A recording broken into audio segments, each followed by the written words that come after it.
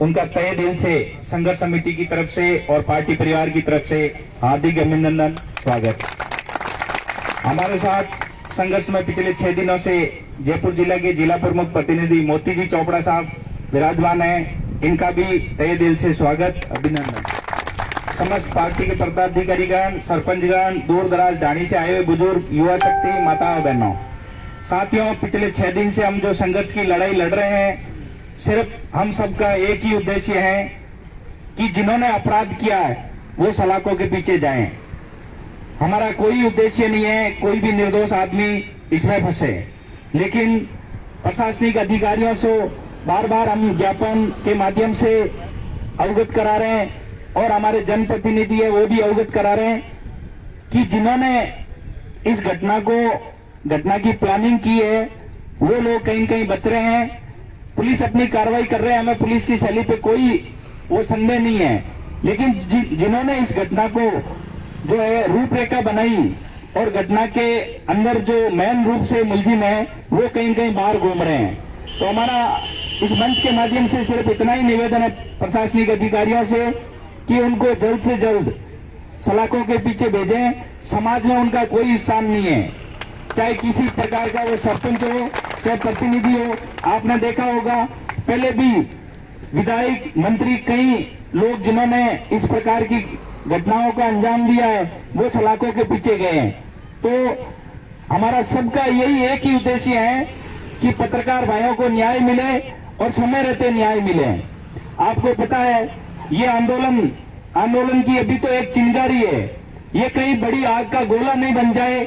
समय रहते प्रशासनिक अधिकारी संभाल के पत्रकार भाइयों को न्याय दें, हमारी सबकी एक ही मांग है।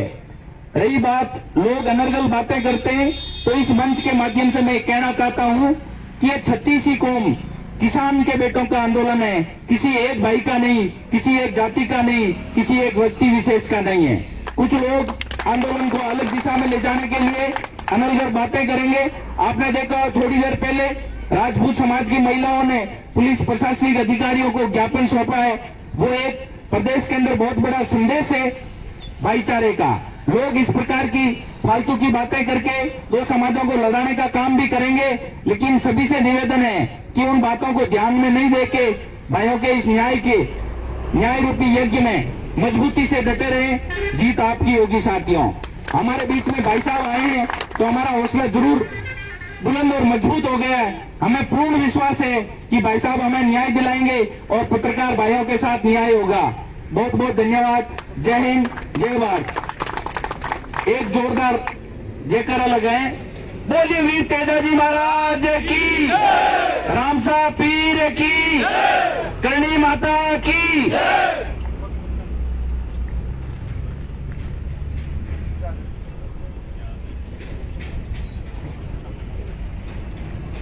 बहुत बहुत धन्यवाद डॉक्टर साहब।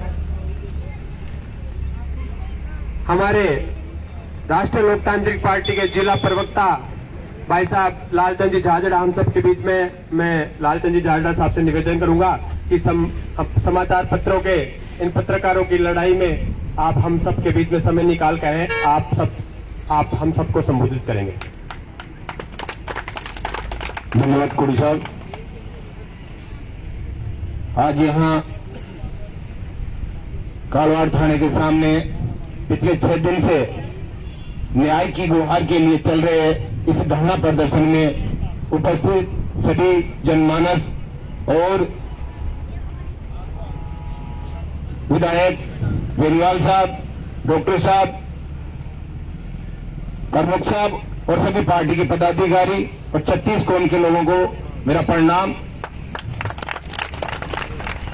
भाइयों, पूरे देश की और पूरे राजस्थान की दशा खराब है। कानून व्यवस्था राजनीति की गुलाम हो गई है। हमने पुरानी कहावत पढ़ी थी, हमारे पूर्वजों ने जितनी पुराने मारवाड़ी या देसी कहावतें कही हैं वो सब है। जब बाढ़ ही खेत को खाने लग जाए तो उसका कुछ नहीं हो सकता। राजस्थान का मुख्यमंत्री यदि कानून व्यवस्था बिगाड़ने लग जाए, इन कानून के रखवालों को गलत दिशा में निर्देश देने लग जाए, तो आम जन को न्याय कहां से मिलेगा? उसको तो उसके लिए संघर्ष करना पड़ेगा। मैं धन्यवाद देता हूं उस माता को जिन्होंने राजस्थान की धरती पर दो ऐसे सपूत जन्मे, हनुमान जी बेनीवाल और नारायण जी बेनीवाल, जो 36 कोम की लड़ाई इस राजस्थान में लड़ रहे हैं। एक आदमी अपनी पंचायत समिति नहीं संभाल सकता, उसमें समय से नहीं पूछ सकता, मगर ये लोग आपको न्याय दिलाने के लिए संपूर्ण राजस्थान में आधी रात को आपके साथ में खड़े हैं। भाइयों, यहां इस लोकल क्षेत्र में भी बहुत सारे नेता हैं, बहुत सारे उम्मीदवार हैं। जैसे जैसे चुनाव आएंगे, बरसाती मेंढकों की तरह वो आप लोगों के बीच में आएंगे। और अभी क्या मजबूरी है कि जो इस धरना स्थल पर नहीं आ सकते, आपके साथ खड़े नहीं हो सकते, ऐसी क्या मजबूरी है उन लोगों की? जो रात में मिल सकता है वो दिन में भी आकर मिल सकता है, यदि आपका सच्चा हितैषी है तो। आस्तीन के छापों को पहचानना होगा, कौन अपने हैं और कौन पराये हैं। मैं इस मंच के माध्यम से जो एक खाकी वर्दी में किसान कौन के जो बैठे हैं, उनसे भी मैं निवेदन करना चाहूंगा कि आपकी रगों में भी इन किसानों का खून है।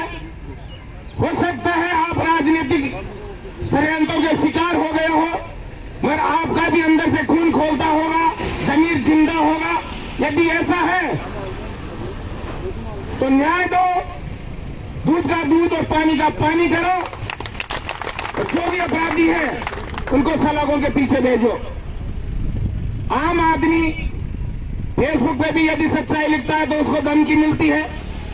मीडिया बंधु यदि सच्चाई बोलते हैं या सच्चाई छापते हैं तो उनको धमकी मिलती है, हाथ पैर तोड़ दिए जाते हैं। कौन हिम्मत करेगा?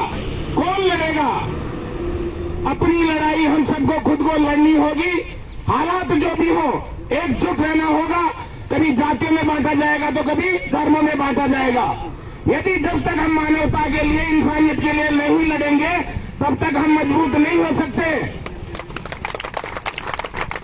हालांकि ये राजनीतिक मंच नहीं है, मगर इस मंच के माध्यम से मैं ये कहना चाहूंगा, जिस दिन जितने लोग राजनीति की, भाई हनुमान जी बेनीवाल की सभाओं में भाई बेनीवाल जी को सुनने आते हैं, जितने लोग उनसे काम करवाने जाते हैं, यदि वो इनकी तरह आम आदमी के लिए लड़ने लग जाएंगे, उस दिन राजस्थान की सत्ता परिवर्तन भी होगी और आम आदमी को न्याय भी मिलेगा और कानून व्यवस्था भी सुधरेगी। मैं इस मंच के माध्यम से माताओं और बहनों को भी धन्यवाद देना चाहूंगा, जो अपना घर परिवार कामकाज छोड़कर इस न्याय की लड़ाई में पिछले 6 दिन से यह अपना समय दे रही हैं।